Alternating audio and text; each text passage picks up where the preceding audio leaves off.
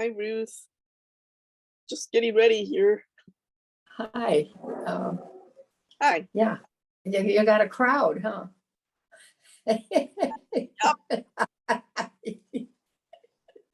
Only if you define crowd different from the usual. How are things going? Between the two of us, we could have a meeting. Yeah, I keep thinking about you. I promised to look up the contact person for the club that's for the hearing people.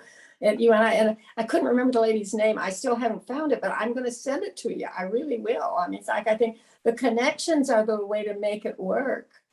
But I think about it, like when I'm in bed at midnight or something, I have searched my emails. Like, I'm sure I can find it if I just get the right search words in there somewhere. And I don't remember what the name, and it used to be, I didn't take really notes because Girls Club. The UNI website used to have a real good reference. You could find the contact people for every club on campus. And I don't know if they've had problems with security, but they don't do it that way anymore. You kind of have to be in the in group to get the information. Mm-hmm.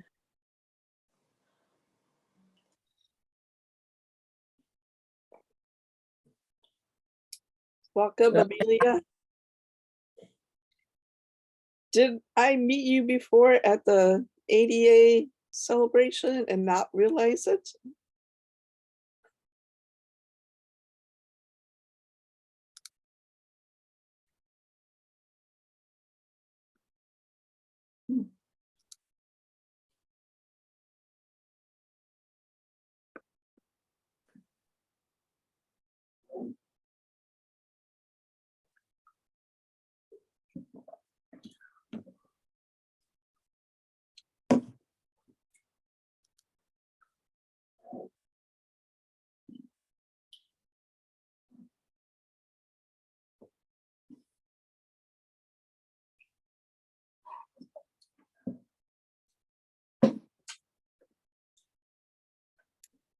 We're just probably gonna give it till about maybe 7:07 to have people come into the meeting. Good to see you.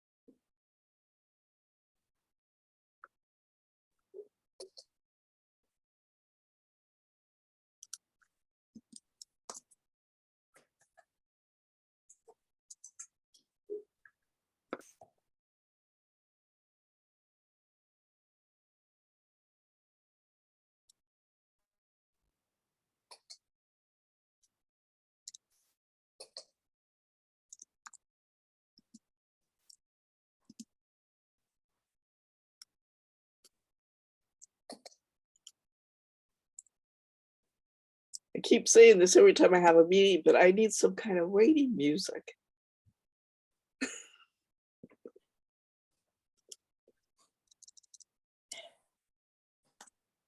But everybody can have their own that they like, right?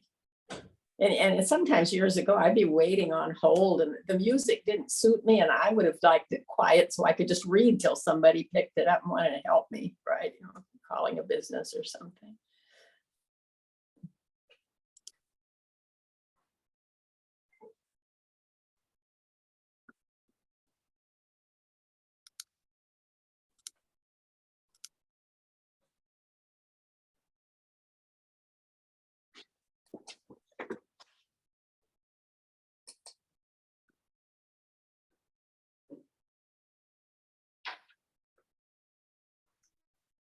So we've got all you wonderful candidates here, except for Megan, who had informed me that she's probably in the air right now, but she's going to be landing soonish. So she's hoping, I don't know, to rush out of the plane plunk down, open up her laptop. Yeah, she said she would try.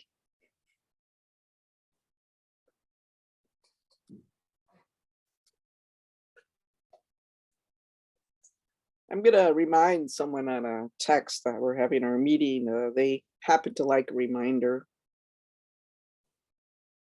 Good to see you, Garrett. I can still read your statement. Garrett's throat's hurting him tonight, so I'm glad you're here, though.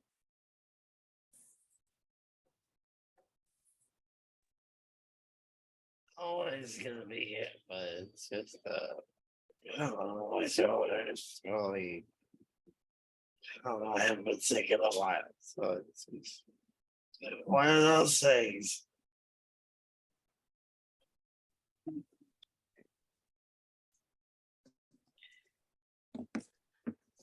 Well, we're waiting another 2 minutes, see if a couple more people hop on. Even if we don't end up having a large audience for you, I'm sure those of us that are here will have plenty to discuss. And we'll also, I record these meetings and make them available on our YouTube channel for later watching. I think maybe holiday things. It's an exciting Tuesday night. This could be the night that everyone gets their shopping done for some reason. So we'll be forgiving.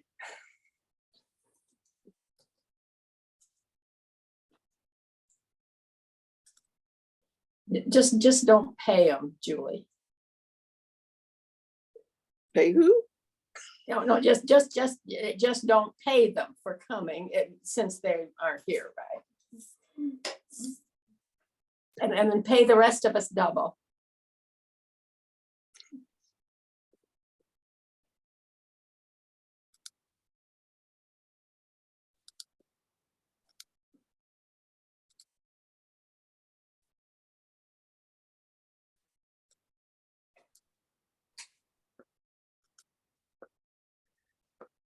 I hope everyone's doing pretty good tonight.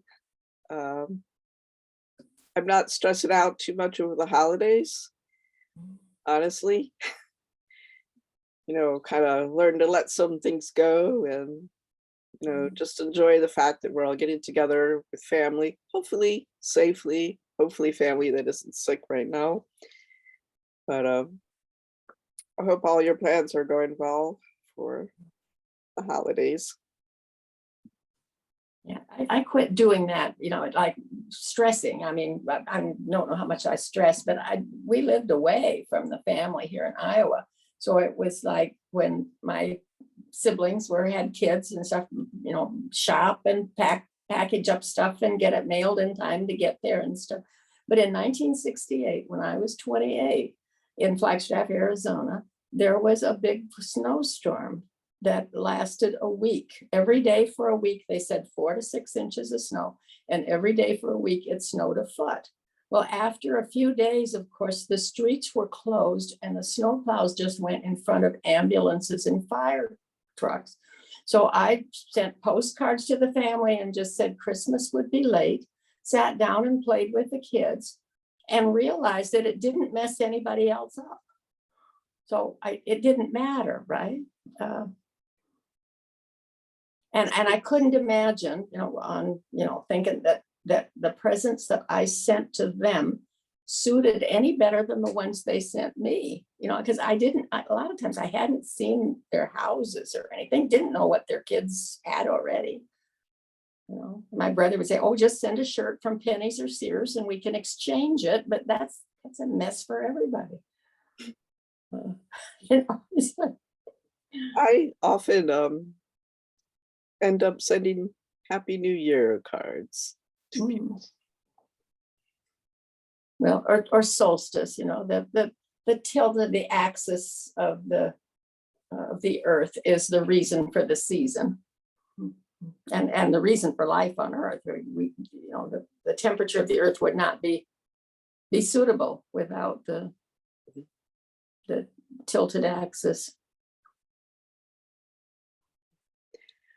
I think maybe we'll have a couple more people joining us, but I'm going to go ahead and start. And probably start right now for where I will actually be considered recording from now on. We'll do a little bit of editing before I get it to YouTube. So thank you all for being here. And I'd like to start briefly with a description of the caucus and run through the agenda. And I'll probably do a short chair report because I'm practicing for my SCC meeting on Saturday, that's State Central Committee. It has to be 2 minutes, and I'm really tired of Chair Ross having to cut me off because I just can't seem to, I can start slowing down when I'm talking or something because, you know, that's the way I listen to myself. Yeah, someone with a hearing loss, I guess. So I will have also a report from Garrett Frey, who's with us today, but his throat is hurting him, so I'm going to read it for him. He is our vice chair. And yeah, you can probably see him over here. Then towards the end of the meeting, we'll have a chance to discuss the special meeting that the SCC had where we were discussing the first in the nation status and ideas and stuff. Yeah, but I want to do my report and get through that and give the guest speakers a chance to get on quickly. So I'm going to start with our mission statement, which I'm going to share my screen here. I typed it out for us.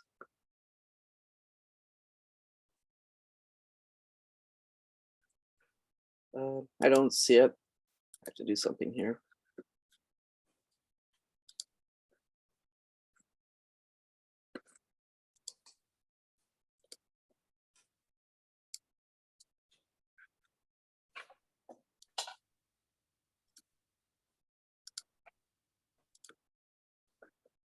Okay.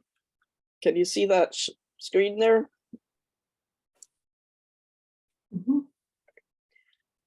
Our caucus mission Yes. statement is advocating fiercely on disability issues for Iowans by raising awareness, activating in policy, and giving a voice and platform to people with disabilities in the Iowa Democratic Party, open to all Democrats that identify as disabled and their allies.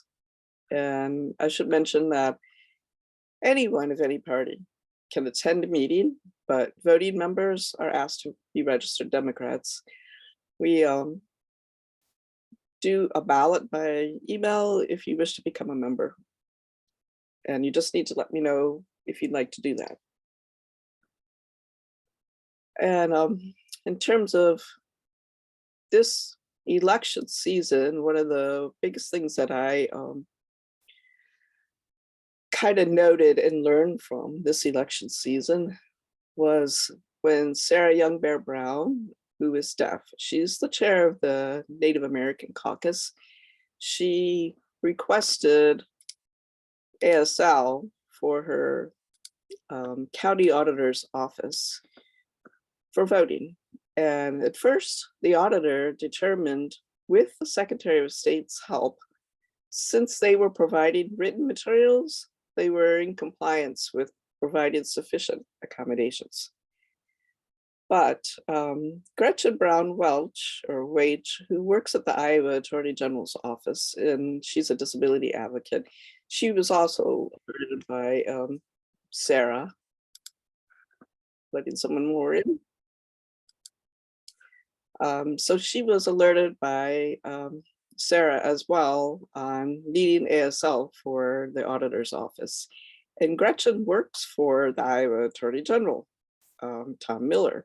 And she's also a disability advocate, and she uses ASL herself. She probably reads lips to a degree that I don't think I do.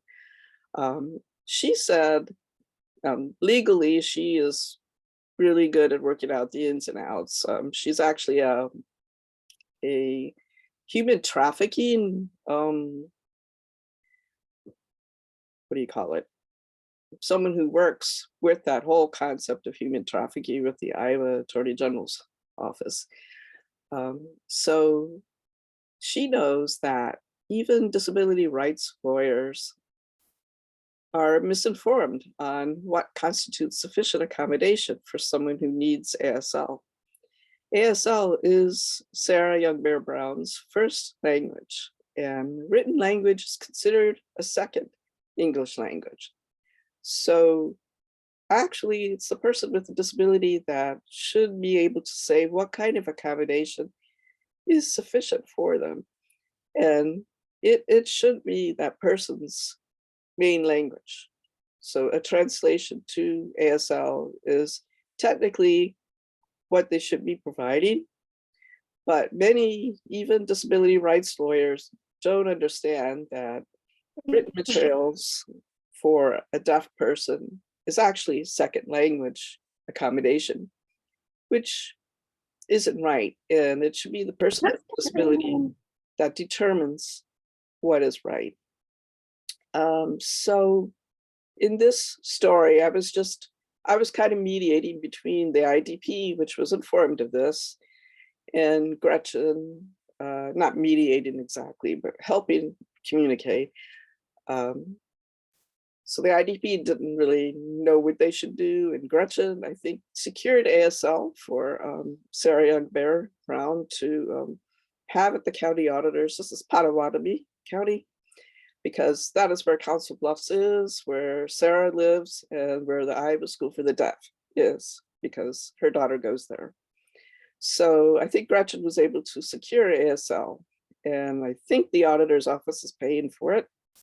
And Sarah also spent all day there assisting other deaf voters. She's so generous with her advocacy.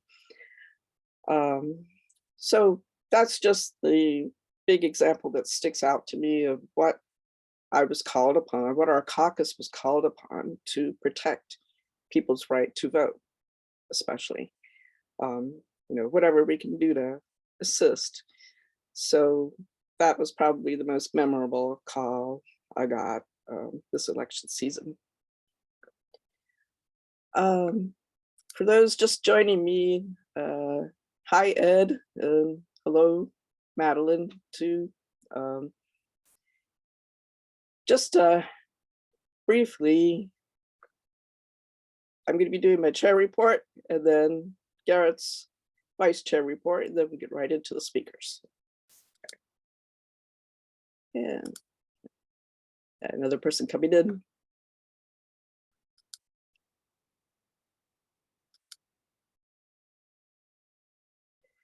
And I have some pictures to show.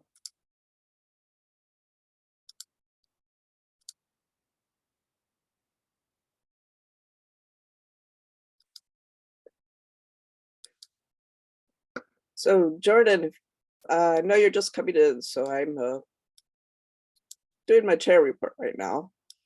And I'm showing some pictures as well. Pardon me while I move some windows around.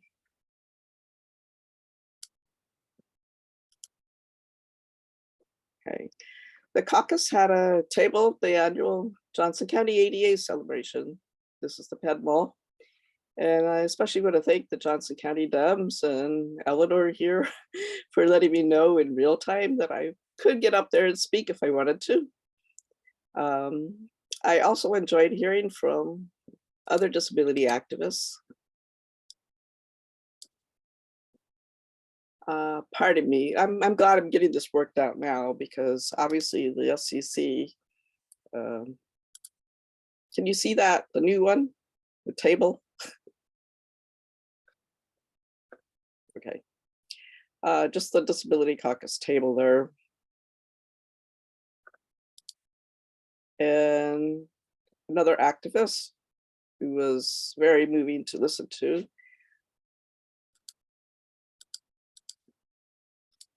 I'm definitely going to have to work on this presentation because the arrow keeps disappearing after I click it one time. One person had a sign that they were able to write on for each person that wanted to hold it. So it was pretty cool.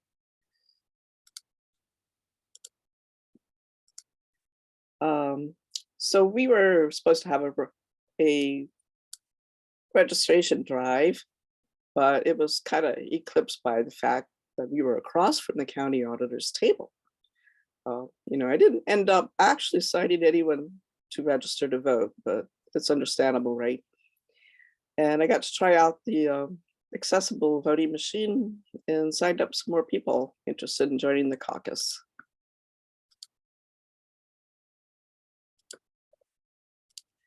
Some of us caucus members met with policy analysts from the Council of State Governments Justice Center Crime Victim Compensation Program, which is these two ladies here.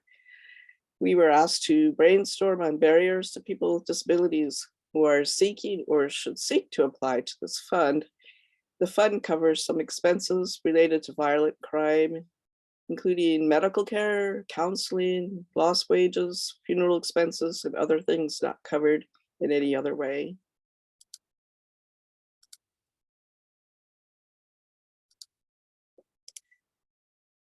In October, the group Decorah Action held a reproductive rights rally in downtown Decorah. I was a featured speaker. And along with Jessica Engelking of the Great Plains Action Society. I was really appreciative of how marginalized voices like ours were given front and center status.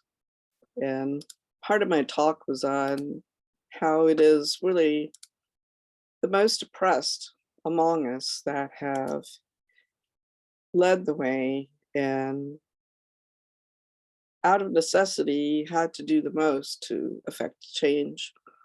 And that's certainly where we are at as people with disabilities, as marginalized Indigenous or people of color or LGBTQ. We need to advocate for ourselves, and we are actually the leaders. I want to say thank you to my lead organizer, Carolyn Corbin, on this rally. Met her at the Climate Justice Summit last spring, so kind of getting the chance to build connections. Next week, we will have an SCC meeting that I hope to update you on as far as when the IDP chair will be elected. Whether Ross is running again, I'm not quite sure. And I'm thinking that I might be sending out more of a newsletter update if there's anything that is coming up we need to know about quicker than 1 month when we have our January 11th meeting. And actually we'll have some more legislators on January 11th. We'll have Kimberly Graham and also be hearing from Deb Vandergast and Shelley Servadio Elias. And that's it for my chair report.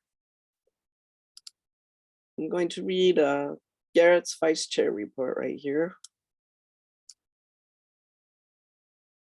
Our main concerns and call to action are to support caregivers and direct support workers, to increase minimum wage from $14.87 to $20 per hour. We need long-term services and supports to invest in these essential workers to make a living, and we all need the support from legislators because this is a state and also a federal issue.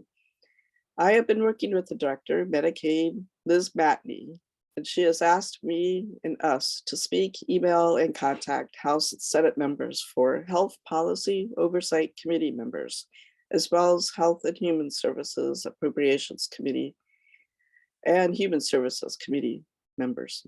This is not a DHS, I have a Medicaid enterprise or managed care issue, but we really all want consumers and members, such as myself. I, a quadriplegic and ventilator dependent 40-year-old male, was hospitalized for 9 days this past summer, and it's cost nearly $5,000 per day. Yet I've asked for $20 per hour for my care workers' wages. And I cannot even expect anyone, let alone a licensed practical nurse, because in the nursing agencies, they pay $30 to $35 an hour, and there isn't an agency within the state that will provide the 24/7 care that I need. And the agencies often don't work with Medicaid or Medicare within our own homes. If we could hire and train qualified caregivers, we could ultimately save the state money. Remember, it was $5,000 per day. And yet, Garrett wants to provide a worker at least a $20 an hour wage to care for him. I think you can see how much money that would save. We cannot and do not provide these great and wonderful individuals who care for us benefits. They do not receive benefits. There is no 401k nor any benefits that the average employee would receive. I know that Senator Mark Costello and Representative Joel Fry are the two main representatives who focus on these yearly.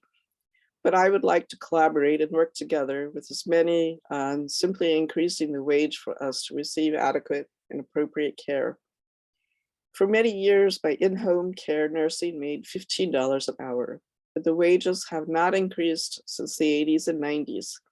There are very few people who can live off this. Representative Dee Findley asked for this minimum wage increase last year and only received a 3.7 increase in funds, which ended up being less than $1 per hour increase. Thank you for listening and for your consideration of my call for action. I think we have a really clear call for action, Garrett. I'm glad you provided so much good information here. And we should definitely, I think, put together an email and phone call campaign and have that ready to go the minute legislation starts, right? The minute everyone's in office. So thank you for that update, Garrett. And there's also some other things that I'm going to share from him, committee information, and I think that could be part of the newsletter that I do.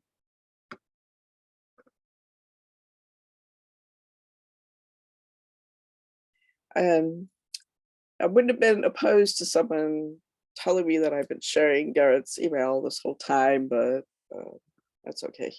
You can open up those links that I sent. And if you want to paste those in the chat, or I can paste them also. Yeah, I could do that. But it's 3 different subcommittees that we just see and talk to some of these legislators about some reasonable issues to talk to, and like just to address overall. It may seem like a lot of money, but I think anyone from age that they're born to the age that someone shall pass and be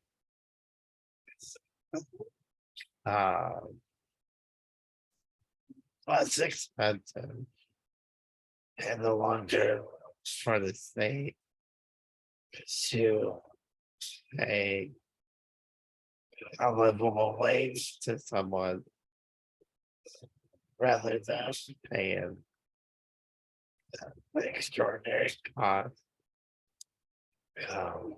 And I know, like, everyone that has a disability is different, but they should be respected and valued. Like, and that goes for the provider or the caregiver themselves as well. Like, this should be a simple win-win.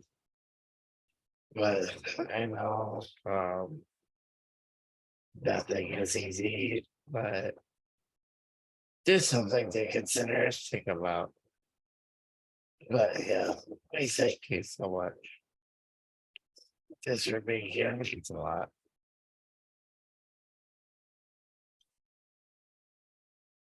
Thank you.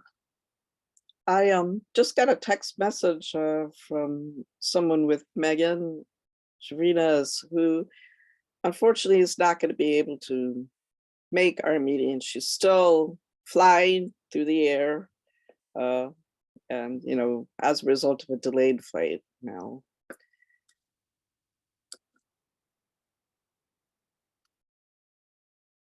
Does anyone have any question right now before we go on to talking with our speakers? Anything about what I said or Garrett said?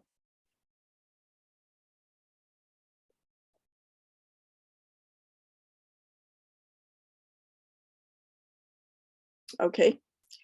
I believe we as Disability Caucus have probably endorsed the most candidates running for office of any caucus this cycle. Including the primary season, we endorsed 16 candidates. And some of them I had built relationships with myself, and some of them you suggested, and all passed our survey with flying colors. Our survey is actually quite easy to do because we believe that when we treat those of us that are disabled with full human dignity and civil rights, we will lift every vote in that swell. All of us will be lifted. This is a long-term investment in building relationships with these legislators and advocates. Not all won their race, but we will work with those who are going to be in office, and we'll keep working with those that want to advocate on issues. With your help, we will keep educating and keep uppermost in everyone's mind what our current needs are and what we can focus on and drive attention to. We just got a really big one from Garrett right there, and it's one that we've been talking for years, really. So we keep that in mind. And especially now that legislators have been assigned committees, what different committees are going to be conducive to any legislation affecting people with disabilities. We've heard Health and Human Services is a big one. And it's a broad range of committees too, because you cannot take the disability out of every single factor of life in Iowa. Our survey didn't require any mental gymnastics to do, and it wasn't 5 pages long. And the reason for simplicity is that 1 in 4 Americans have a disability, and at some point we will face disability ourselves through the aging process. So we're joining forces to protect ourselves, our families, our communities from policies that harm us. And I think there's so much potential for reaching across aisles when we understand that we can work together on this. So back to building relationships. I hope that we're going to be updated from those in office. You probably already have plans, but definitely give us an opportunity to sign up to your newsletter so we know what you're working on, what alerts you can give us to activate on. Do we need to make calls, write letters, write a letter to the editor, or do we need to show up at the Capitol? So I would like to give our guests the floor now, and I'll call on you to do an introduction, and please feel free to elaborate on any particular connection to disability issues or why you were happy to be endorsed by our caucus. Then after intros, we could do questions by guests to the members or questions that we may have for you and talk about how we can help each other. And I would like to start with Elinor Levin. Thank you so much, Julie.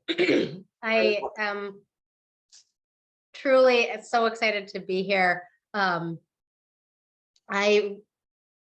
will actually start by saying the reason I was so excited to be endorsed by the Disability Caucus is because it gave me an opportunity to connect more people with the Disability Caucus. So for example, I personally didn't know that Iowa had a Democratic Party Disability Caucus until I met Julie. And it feels like such a vital thing for people to know that there is organization around disability issues, that people are banding together and focusing their efforts to ensure that all Iowans have access to accommodations, have what they need to live a full, fulfilling life.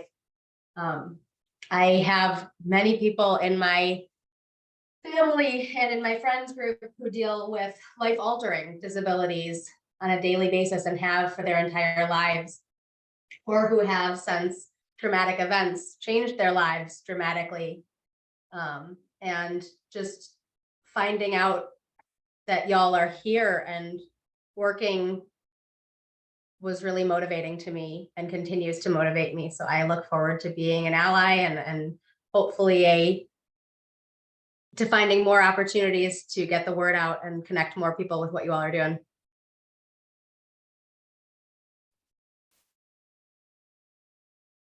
I probably should say I will be the new representative for the Iowa House District 89, which is the south and west sides of Iowa City and University Heights. So the seat that is currently held by Mary Masher. Thank you, Elinor. Maybe a couple of you know this, but I was very fortunate to call her my boss for about 9 weeks. I helped her with her campaign, did door knocking in those neighborhoods you just mentioned. And I thought that she would be a great disability advocate because of her, well, one of her things was consider compassion was her motto. And that is certainly something that all of us really need to expect from each other and keep reminding each other that basic human decency is something worthwhile to aspire to. I'd like to call on our Disability Caucus member, Josh Turek, next. Hello, everyone. For those that don't know me, Josh Turek. I am the new representative for District 20, that is Council Bluffs and Carter Lake. I am a member of the disabled community. I was born with spina bifida and am a full-time wheelchair user. My background is I spent a lot of time with adaptive sports, four-time Paralympian, two-time gold medalist, and more recently in my life, for the last 3 years, working with New Motion as an ATP.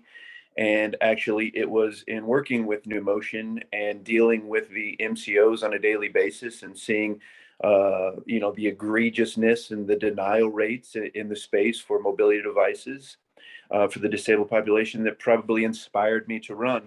I ended up winning my election by 9 votes on election day. So every vote counts. The recount went through. I won by 6. So it is me and JD Scholten as the Western Iowa Caucus for Democrats. I'm one singular blue dot out here in a sea of red, but very, very excited to be a member of the disabled population and to give us a voice and representation and a visible disability on there, the floor.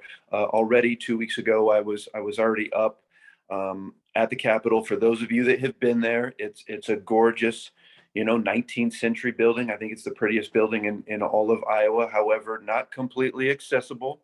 And certainly the House floor is not. And now finally, because we have a full-time member and representative, we are fixing some of those issues. And so that is progress in itself. And again, I truly believe that some of these issues, particularly what is happening with the healthcare and related to the issues affecting us as members with disabilities, is one of those issues that has the ability to rise above this tribalism that is taking place. I'm already doing my best to reach out to some individuals across the aisle, having conversations with them, seeing if there's some potential bills that could be co-sponsored, because clearly being in the minority, we are going to need the help of some individuals on the other side if we're actually going to get anything accomplished.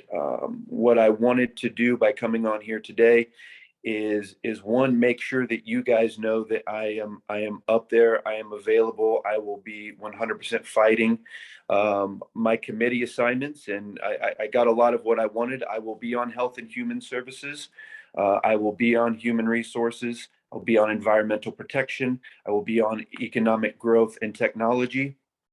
and I will be ranking member for Veterans Affairs. So I will be in there, having as much influence as we possibly can in terms of what's going to be take place with funding and Medicaid and our healthcare.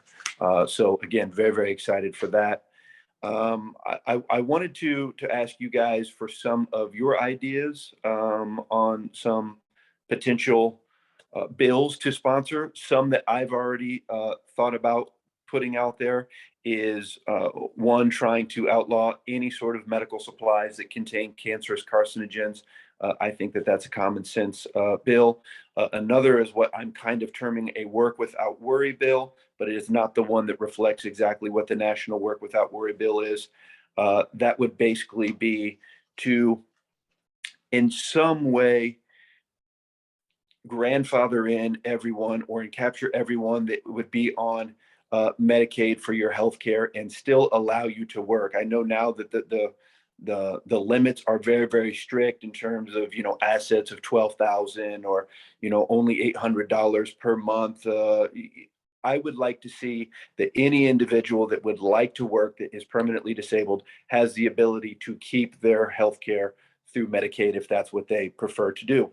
And look, I think that that is something that we can get done. Now we're going to have to work on building it, and for sure, the Republican side, they're going to want to put some limitations on that. Whether we make that, I would like to see it be at least 50,000. We'll see, but that's something that I'm really, really going to push, and I think that we have some ability to make some improvements on that genuinely from some of my conversations. Myself personally, I'd like to do away with the MCOs, as I'm sure all of us would. But at the very least, I think that there's some things that we can do to make some regulations on the MCOs to make sure that they're not just denying us, particularly on mobility devices and some of these, to take this back down. Again, increase of over 1,000% since the MCOs have jumped in. And then on the pharmaceutical side of things, to regulate the non-medical switching of medications. I'd like to see something done in that, and very happy to sponsor a bill in that. So those are some of my ideas. And again, on here, whether it's now or certainly to let you know that I'm available as well through my email conversations. Again, if we need to get individuals up there on the Capitol, play a little bit of political theater, I may be asking some of you to get up there and do that to make sure that we're seen and we're heard, because it's important. And thank you for having me. Thanks so much, Josh. I feel incredibly optimistic that your presence there could be transformative. And I'm not saying that lightly at all. I'm seriously understanding that having a visible disability, and you just mentioned that they were making more accommodations to the Capitol building for you. And that's exactly why, we need representation. And I hope that maybe we can continue asking for more accommodations, especially for visitors like myself who have a hearing loss. And I've often tried to participate on the virtual meetings that take place, or, at least view people who are making speeches. And of course, there's no captioning on that ancient system that they have at the Capitol. There's nothing at all for accommodations that way. Things to work on. And I think it's an incredible start to also have you on Veterans Affairs Committee. I'm sure you're going to be getting to know Shelley Servideo Elias if you haven't met her already. She's the former Vets Chair, and she also ran for House District 96 in Muscatine. She was the other campaign that I was working on. Didn't win her race, but she is a fierce fighter, and she will join you and boost you in that work. So I'm very excited to hear about all the things that you're wanting to work on, and especially being on Health and Human Services is going to be so big. Great ideas on the whole. And look, and thank you. And it's meaningful. People are already taking notice to have somebody, with a visible disability there on the floor. It's, we are finally going to have visible representation for a group that is essentially had no representation and no voice, just an invisible minority.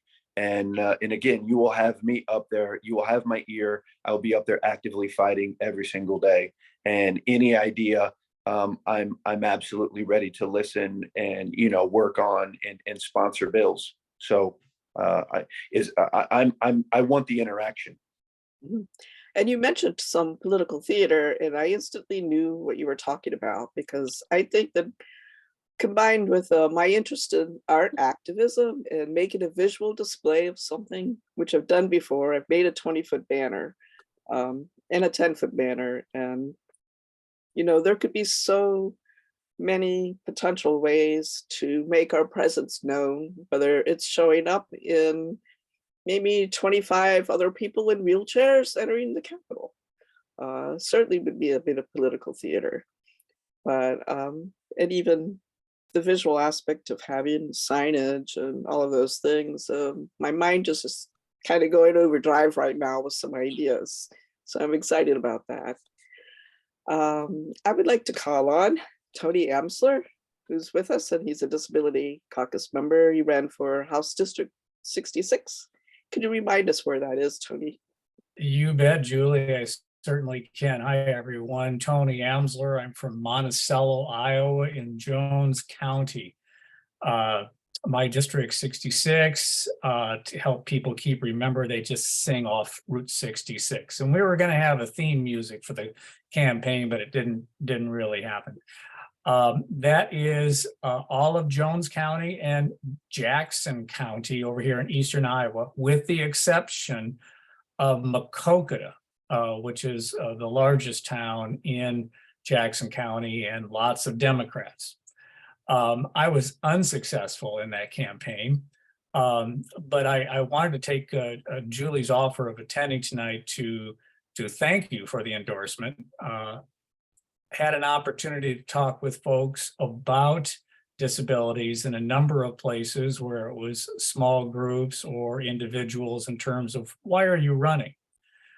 We had some very nice conversations surrounding that. My background is mostly education. As a retired educator, worked at Grantwood AEA for a while and in the private sector. So I've had a lot of experience in working with disability issues. As a technology director at the school district, I was often called upon to find solutions for disability situations, whether they were long-term or short-term situations in our district. So I've had some good experience in that area. Most interesting, though, I think in the last, probably 10 years, been very interested in my daughter's career as a design person in architecture and interior design, working in Minneapolis, and really becoming interested in what's referred to as universal design when it comes to building structures. I don't know if you are familiar with that concept, but it's when you build a building, let's think of everybody who's going to use that building and start putting a design factor in there that will accommodate visual impairment, audio impairment, and let's make that building useful for everybody. And as an educator, I think that is something that these design firms, when you start looking at schools, let's start talking universal design. Let's start building structures, public structures that have that concept built in. You don't have to retro it like they do at the Capitol, the way they didn't have that subject. So that's my background. It was a great campaign. Really enjoyed it. I was a first-time candidate getting involved in that election process. But I did want to come on tonight and to thank everyone for that endorsement. It was very much appreciated. Thanks so much, Tony. Really great to get a feel for the kind of background that you can bring to your advocacy. And I can't help but think maybe the Capitol building itself could use your talents. In terms of the technology that I'm thinking of, their system to display all of these meetings that happened, that would probably be a significant upgrade. I don't know how old it is, but that's what it made me think of. And perhaps there's something where you and Josh can work on beginning accessibility even better in the Capitol building. So what kinds of questions, and this is open to all of you guests on tonight, any questions that you have for us members, or alternatively, anyone listening here to these guest speakers have issues that they want to bring up? Any questions from the audience? I'm just Yeah, taking a I look have at a the question chat for here. John. Still cannot be recognized to speak in the House subcommittee meetings unless in person. Oh, they did do it all virtually for a while, right? They did. Yeah, unfortunately, that is kind of the loss of access that many people with disabilities have been enjoyed during the pandemic, is having virtual access to so much stuff. And it's kind of dumb to just go back to the way it was before. And I would say it's a really good example of a place where those who are not dealing with daily disabilities found benefit from accommodations too. But we're back to status quo. Right. I'd like to open it up to Ruth. You have a question? Yeah, I have a question for Josh. When he mentioned something about, well, if I understood right, prohibiting anything with carcinogenics in it. And I think my understanding of cancer causing things is a lot of times it's the amount and how often. And, even some medicines, all medicines have side effects. It's like, it's a balance of what works. But I'm reminded when my daughter, who's in her middle 50s now, was in 5th grade, I think. She had a wart on her foot, and it was where the shoe rubbed it. And I had the doctor look at it, and he cut it off. He was concerned that the rubbing might make it do weird things or something. And then he asked if, he just gave, bandaged it up, and he says, clean it with Fisohex. And I said, I thought they took it off the market because they feared it caused cancer. And he said, oh, I thought you maybe still had some over. And he just said he thought that carrot juice would cause cancer if you immersed rhesus monkeys in it. And a lot of times the studies will detect such a minute amount that it wouldn't matter. It's like there's so many relative things like that. So I'm just thinking that when it came to bringing forth legislation for something like that, just be a little aware. I'm It turns out that Fisohex wasn't carcinogenic, but it still wasn't over the counter. I moved back to Iowa, and you could get it with a doctor's prescription, and then the directions online, where places sold it, said, well, the surgeons were using it for a surgical, wash their hands before they had surgery. It didn't cause cancer, but it did keep the germs out of the wounds where kids scrape knees and things. It worked very well. And now they've taken it off the market all the time. A lot of times the pharmaceutical companies just want to sell something new because they can make more money on it. Yeah, this would be something that we would limit exclusively to medical supplies. The issue that needs to be addressed is the issue that's taking place with the catheter market, where you're seeing this enormous amount of bladder cancer rates, particularly affecting the disabled population. This needs to be addressed. It would be the same as if you were taking a cigarette and putting it, inside your stomach day after day after day. It's something that actually has a pretty simple solution, but just a little bit more cost. And I think that it's something that we can get past. Okay, so that does, I have a brother in California who's a bicycle accident, quadriplegic. So he's got those kinds of problems, but it's like a more expensive procedure or whatever will will keep it from the bladder infections. Is that what you're saying? They don't like using it because it costs more? Yes, it's more expensive to produce. Thank you. Yep.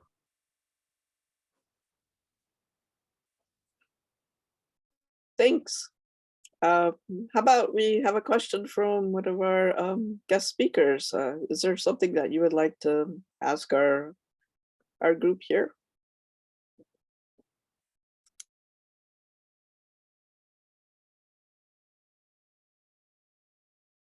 I would just like to re-ask again, like I gave you guys my kind of hit list on these kind of 5 ideas I have, particularly related to the disabled population and to healthcare. If you guys have any ideas of anything that you think needs to be addressed, or any potential ideas that we could sponsor as bills, again, if you know, the public forum, I'd love to hear them. I'll talk for myself. And I think I represent kind of a diverse population with people with disabilities. But for me, we always talk about 3 things in particular. 1 is always access, 2 is inclusion, and 3 is equity. And I just know, I feel from listening to Josh and also Elinor, I feel like we have a great group of new candidates, new people that will be working in our capital and within the state. But it's, I also know there was like a caregiver registry set up last year also. So anyone that needed those services, such as myself or others, we could hop online and we could find, you know, a list of people that could take care of us. Well, that was also kind of one of the things that kind of were dismissed, didn't really get past last year. So I guess I want to ask both Josh and Elinor to like really look at that also, because that'd be a great resource for many of us to actually like hire, train, find out if they're really compatible for some of us. So I have found lately, I've been hiring my own staff, my own caregivers, my own providers. My mother is my main caregiver and provider, but I don't feel like my mother, nor my family, nor my good friends need to be my sole caregivers. So I really want to reach out, try to find other providers, other members within our community to gather a database, put it online, and let the public know that there are other specific jobs out there that you may not be so-called qualified or have a certificate or have a license. But I myself, I'm willing to train, hire, and really find that person that matches me. I know each of every one of us is different. So some individuals they need 2 hours in the morning. They need 2 hours at night to like eat, help them go to bed, do their basic cares. But to me, it's quality of life and quality of care that we're all talking about here. And so to get down to the nitty gritty, it's ensuring that we address the right issues in a just and a humane way. We're all human beings and we all have basic needs. And at any given point, we may have that. So I just want to really like say thank you to Josh and Elinor. And I really want to commend Tony, like get out there and get another year and a half, like run again, fight, do everything you can, educate people about everything that you do. I would run probably myself if I had the caregivers, but I cannot put that all on my mom or one other person. Like I need a whole team. So I think together as we talk, we really can support one another and then ultimately achieve a lot of goals for many other islands, whether they have a disability right now or whether they will in the future, long term. It's just something to think about, but I appreciate each and every one of you for joining us. It's about all of you too. You matter. We matter overall. But that's all really. So thank you. Thank you, Garrett. I'm always finding myself moved when listening to you because at your heart, you bring so many people together. And, that's really important. And despite everything, you keep showing up and telling us how it can be so much better and urging us to keep working on it. So thank you. Do we have any more questions from the audience? Anyone like to weigh in on things that you would like to see happening this legislative session, or things that we want to bring out? And I do have a point. Actually, I kind of wanted to bring up. And since we have Elinor, whose background is in education, and you're on an education committee, correct? Wonderful. I'm on the education budget subcommittee. I'm not on the education standing committee. Okay, well, budget is good because, that is one of the major problems we have is having our education fully funded. And a couple months ago, we were part of the DGER Disability Coalition, and we were able to add an education point to her policy stand, which stated basically that Iowa needs to be in compliance on serving kids with disabilities because we're out of compliance in terms of any child that has an IEP and should be getting accommodations in their education, but are often not being accommodated appropriately.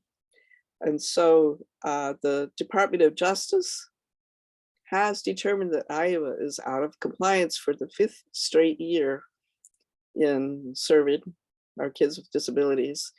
And that actually puts in jeopardy all of our education funding federally, potentially for everyone. And so we cannot continue to be out of compliance with this. And so what needs to be done? Obviously, we need more money in education. because we haven't been fully funding the programs. The state is supposed to pick up part of it. We get federal funds too for the ADA and all of the programs that our kids with disabilities use. And we're not getting appropriately funded. So, that is, I think that's education and budget. And I would urge to look at this as broad as perspective as possible and understand that no matter if you are Republican, Independent, or Democrat, you are likely to have a family member or someone who has a child with a disability in school. And so, and now more than ever, with the school voucher program looming over us, now more than ever, it's important to save our public schools. But maybe that issue of kids with disabilities being served and the Department of Justice actually saying you are out of compliance for the 5th straight year, and the fact that our federal funds could be impacted by this, or Iowa's going to be paying fines like Texas is, to the tune of millions of dollars. So maybe that's some leverage there just to start thinking about.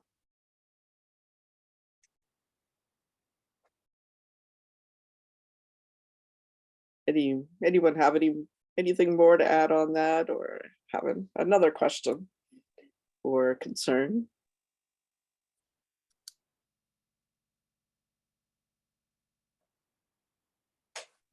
Ruth? Yeah, I'd just like to say that, there are people running the Iowa government that don't really want public schools to succeed. And so I don't know if they would worry so much about the federal government money not coming to Iowa. I mean, our governor didn't even use for Iowans what was coming for the COVID relief, right? It's like and it's really frustrating. I don't know what the answer is, but when somebody is trying to undermine the system, and I'm 82 years old. I mean, it's like we always were proud that Iowa was a leader in education. And I was a math major and a physics minor, and I know as a math major, the ranking of states is stupid. Somebody has to be at the top and somebody has to be at the bottom. And all the other states could be doing better than they were years ago. And would that be a bad thing? Like everybody could be. I mean, it's a bad thing to do, but the fact that there are people that keep being elected in government that don't want government to work is just really frustrating.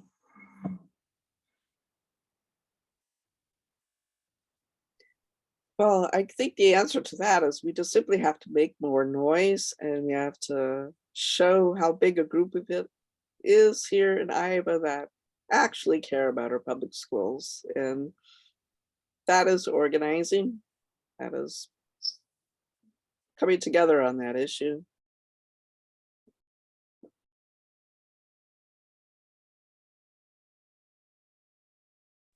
This is going to be the issue that probably we're going to need the public and people in Iowa to make the most noise and contact your representatives, particularly on the other side.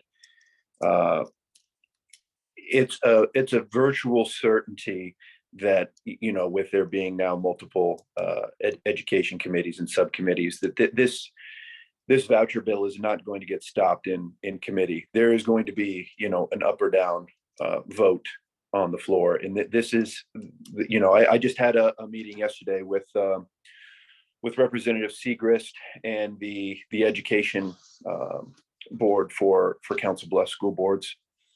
And without a doubt, it's going to come to a vote, and she is making that her number one priority. So that's where all of you can come in and you call, email every single one of those, Republicans, those moderates, and say, we do not want to see vouchers. It will destroy our schools. And, we've seen a precipitous drop. And, as she was just alluding to, Iowa, we were number one. Now we're down to whatever it is by the ranking 25, 26. And I know we're 40th in funding and running like $1,600 per kid behind the national average. I mean, and it's, in the schools here in my district in particular, really, really affected. The teachers are telling us firsthand, we are critically underfunded. And, I honestly think the exact same thing. I think that it's been purposeful. It's a self-fulfilling prophecy. They critically underfund the schools, and then they say, well, the schools are the problem. And so now here we are. But I know as a party, we are definitely going to do everything we can to fight the vouchers 100%.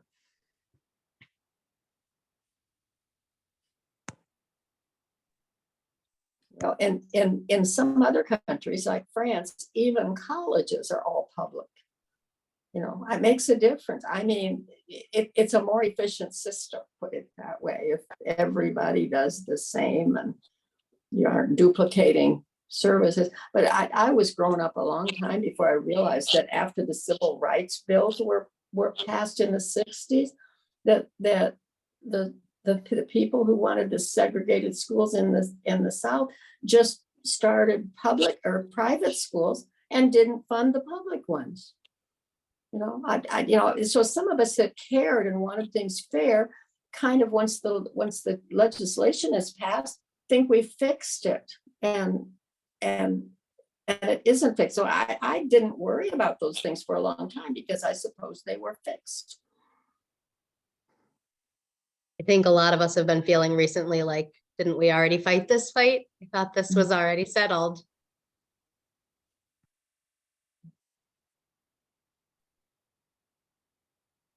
Yeah, just goes to show that, I mean,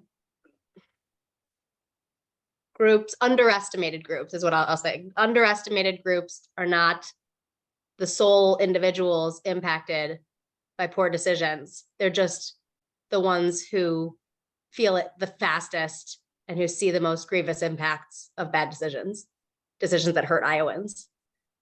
And they're the ones who see it coming because they know how it's going to directly impact them.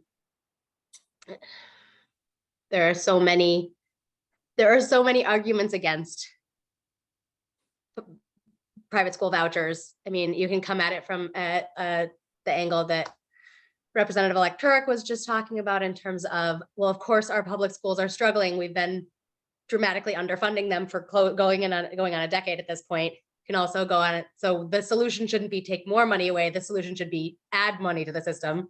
You can come at it from the public schools are not actually designed to serve students. They're designed to serve the community.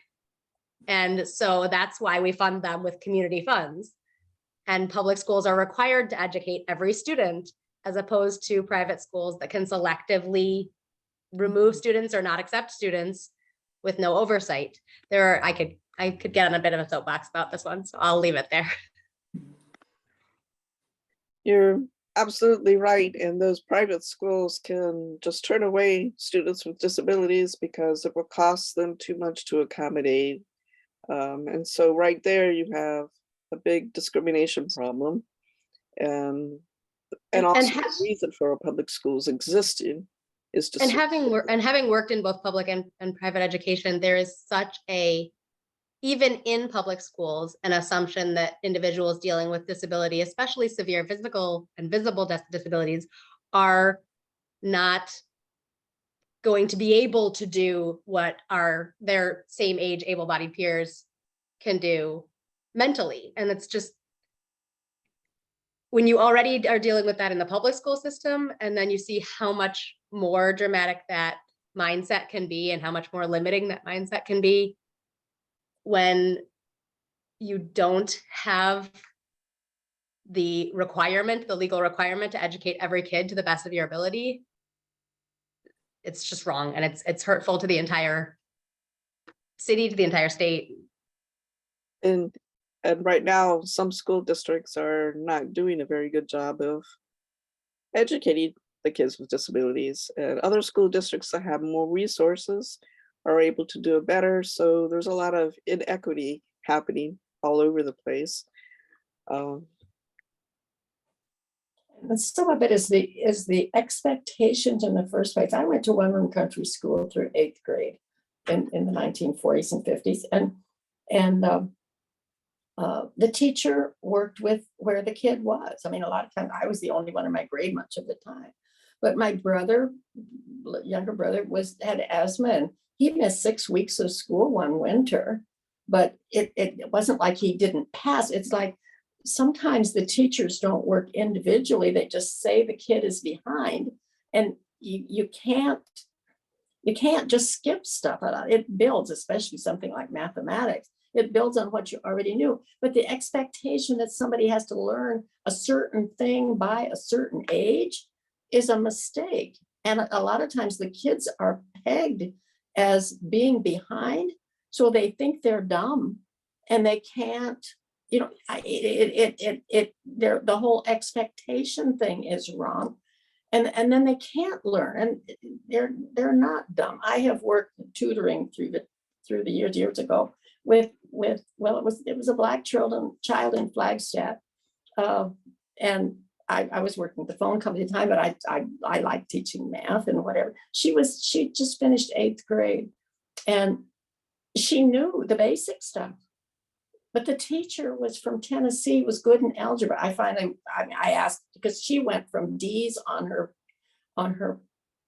tests, and F's on her tests and D's on her report card, to B's on her tests and B's on the report card. And then I asked her if I could go talk to the teacher, and he said, "Oh, they'll think I'm dumb," she said. I said, "And okay, so you're getting B's now, and they'll think you're dumb?" I mean, it's like, and so she agreed I could go, and I went home and cried after I talked to that teacher, because he said he grew up in Tennessee, he was good in algebra, and so he went into teaching it, and all those kids in general math can't learn, and he was not aware that she'd improved. I mean, and so a lot of our education system probably is similar kinds of stuff that the kids, and with this COVID, yes, of course, the children weren't going to learn as well, especially the ones that didn't have parents that knew how to work with them or didn't have to work with them. But it didn't matter that they couldn't learn it next year, or if they finished high school when they were a year older. What difference would it make?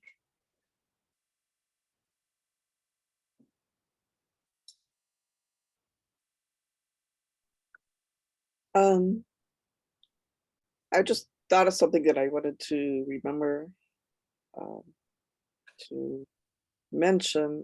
Josh, you had a really good take on the whole healthcare situation, of course. And I noticed a tweet by Janet Peterson, who's been the minority leader, I believe, or has been. She currently elected.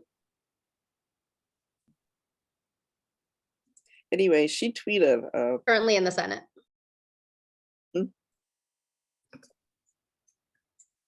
She tweeted, "Iowa Town hosts biscuits and gravy fundraisers to keep EMS services going. Meanwhile, Governor Reynolds gives $90 million in profits to out-of-state private companies running her modernized Medicaid. Greatest Iowa taxpayer ripoff." And that is an article by Iowa Capital Dispatch. But Janet Peterson's take on it is, the contrast between an Iowa town is raising money to fund their EMS services, and at the same time, our governor is sending money out of state for privatized Medicaid.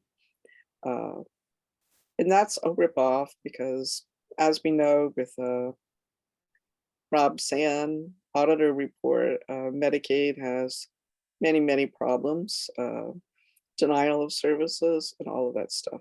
But what I wanted to say is this is getting more, airtime. This issue, I think that we're going to see more and more people talking about it in these words, calling it a ripoff, calling it a scam, um, because the Medicaid running on the for-profit model and the money going out of state when money could stay here um, is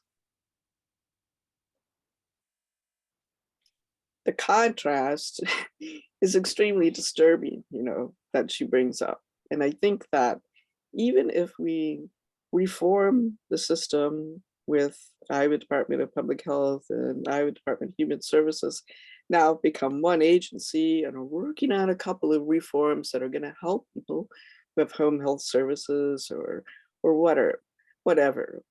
But it seems to me that this is an issue, especially fiscally, that we could emphasize and elaborate on, because there are enough people saying that this isn't working.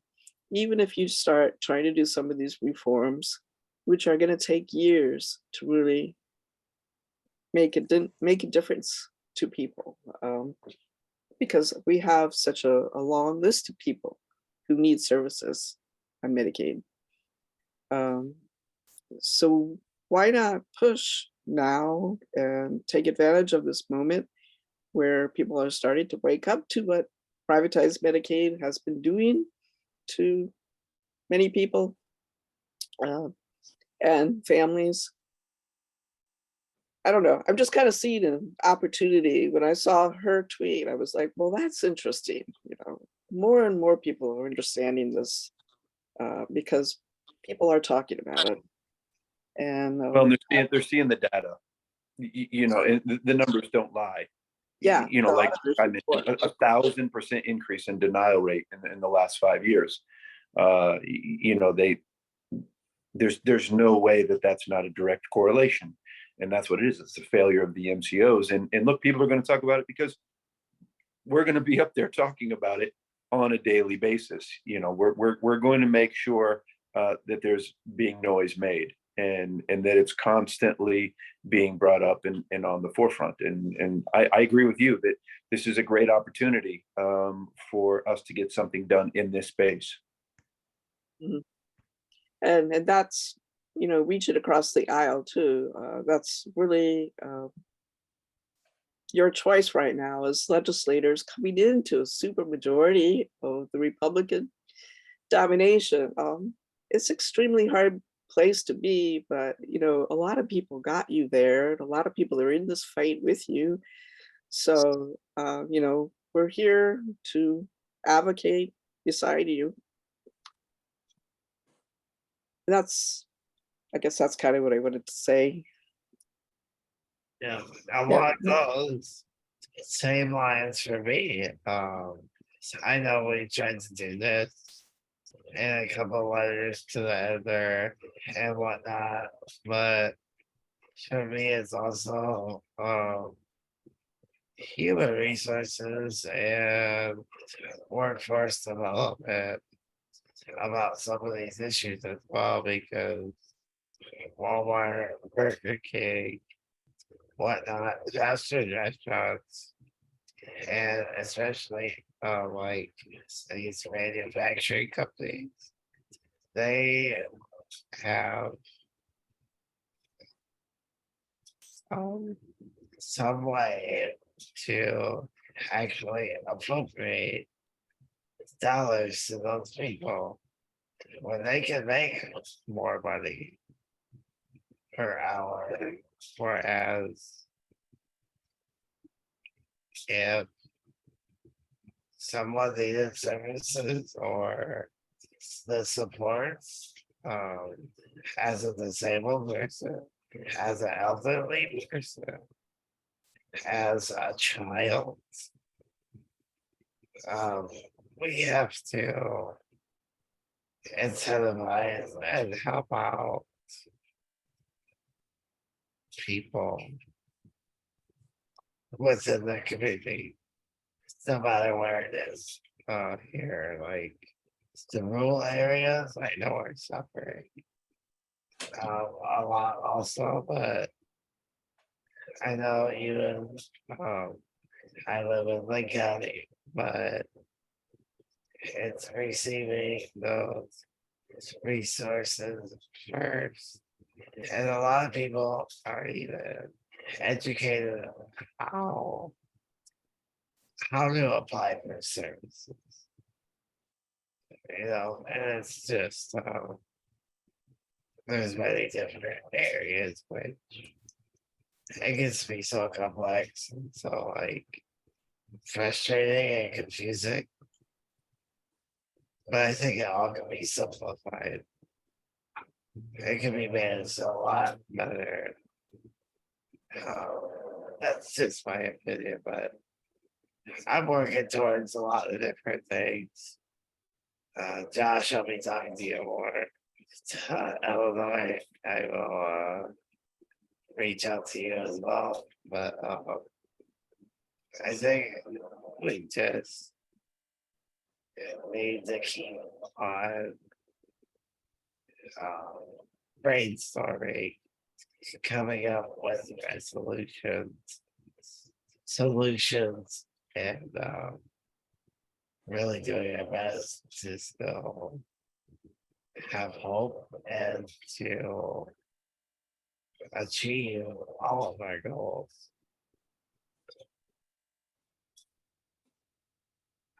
Thanks, Garrett. Ed, you wanted to say something and share your screen as well. Are you able to do that? No, I'm not capable of that. Can you turn that on, please? I just clicked something at the bottom where it says Yeah, you got it. You got it. Yeah, I just wanted to share that our local electrical union workers just made 500 of these signs. I just found out today. So again, not only can your Democratic Party help you with this, but also there's other entities that care about this. So I just wanted to share that's what we're going on here. Thanks. So you made these signs. Are they just for the Johnson County area? Is that what they're for anyone to put up in their yard? Really, they're for anyone. Yeah, they're at the yeah. What I'll do is I'll find out their location, where they're located there, in the area. Again, just by getting them out in Johnson County is not going to get the job done. We need to make sure that the word gets out in all 99 counties. So Yeah, we learned that with the gun amendment. Mm-hmm. Well, if you do have more information on where one can get a sign eventually, let me know. I would love to send some out to Grundy County. Yeah, I will. I just got that email today that he sent me a picture of the signs. He said, come and get them. Well, we are up to an hour and a half, and so I would say that we're about ready to wrap up. Our guest speakers are maybe another question or one more if anyone has one, but I think I don't have a question, but I want them to keep it in mind that multiple economic analyses have shown that a single payer universal healthcare system would save billions of dollars. And the leaders in both major parties ignore that, except for Bernie Sanders. And we need to educate people. Yes, it would be a little more in taxes, but a tremendous lesser amount in healthcare stuff, plus all of the paperwork and the crap that we go through. I'm of course on Medicare. But every year for Medicare, this time of year, before December 7th, we're supposed to figure out which Medigap plan we want for insurance to catch up for what Medicare doesn't pay. And the Medicare D for prescription, we're supposed to decide which plan would be best for us. when we have no idea what our medical needs will be next year for anybody. I mean, it's stupid. And, you know, and it's a waste of time for everybody. And it can't help but affect the high suicide rates. That it would help so many things. And small businesses, Iowa especially, ought to be for this, the Republicans too, because small businesses have to figure out how to maneuver the healthcare system and compete with the big companies for benefits. And we could keep the little towns going if somebody only has to know about how to run their business and not manipulate all this other stuff. Again, Yeah, I agree with you. what you're I saying. agree with you completely. I've lived the majority of my adult life in European countries. I've lived in France. I've lived in Spain. I've lived in Italy. I've seen the freedom that having a single payer healthcare system presents, particularly to the disabled population, but even in terms of entrepreneurs, like you're saying, or just small businesses. I think there's a lot of individuals that recognize that, particularly those that have lived in other places and seen other ways. But with what we have currently with the Iowa House and with the extreme majority that the Republicans have, you know, we've got to take this step by step and see areas where we can actually make improvement, because we're certainly not going to get an Iowa care. Well, You know, where no, we're just I understand they're against it now, but I think if enough publicity came out with what it's doing to people, they would have to do it. So how do we get the publicity out there? Now, I realize the Republican majority is not going to take it up in the whatever or whatever, but it's like, but this, especially for a small rural state, it would be such an advantage. I agree. We need people to vote. Yeah, I would say Ruth Walker. One thing you could start with is, I know what you just said would be great if you could put that, or reach out to one of our state news or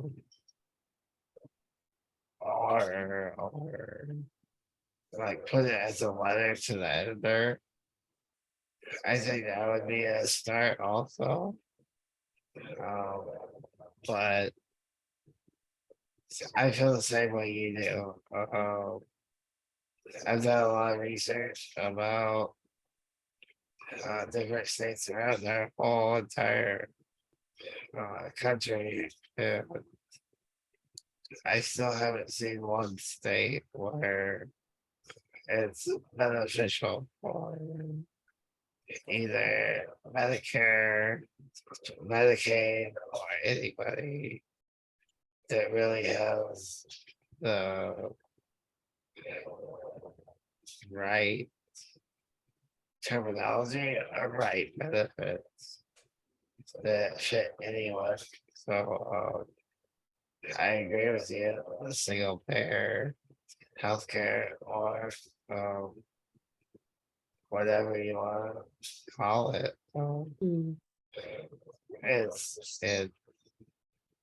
It would be a win-win, I think, for a lot of people, but I know that not everyone is gonna be supportive also. But I would just encourage you for sharing, just that short little break that wherever you can, wherever you want to. It's certainly going to take a while. Josh is right on that. But the fact that we have this report from the auditor and all this data, hard data that is very, very valuable. And so a big case can be made for these improvements, which do not depend on the bottom line. I think our mistake is putting for-profit in with healthcare. So yes, I agree. Medicare for all and single payer Yeah. And it's going to be some work, of course, to get there. But I think this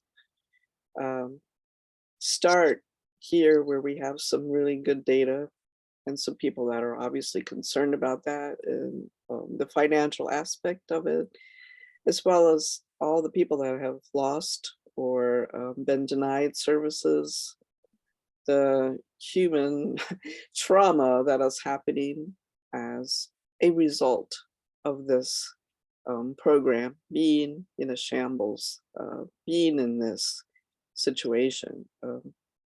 I think there's a powerful point here that we should activate on. It will push us eventually toward that ideal, perhaps. Well, I'm going to say thank you. Thank you so much for being with us tonight. And I really, enjoyed the discussion, and I hope that will be continuing. That's the part of this developing relationships to keep the advocacy that we are doing together and informing each other on going. So thanks everyone for being Thank here you tonight. all. And you're welcome to come back on January 11th. Maybe we will have I'm not sure we're going to have Megan then, because she said she was busy that day. That's why she tried to come in tonight. But we'll have Kimberly Graham and Deb Vandergast and probably Shelley Servadio Elias with us. So Thank you, Julie. thank you. Have a good night, everyone. All right. Anyone else wants to could stay on for a couple minutes if you wanted to get an update on anything. The First of the Nation stuff I was going to mention.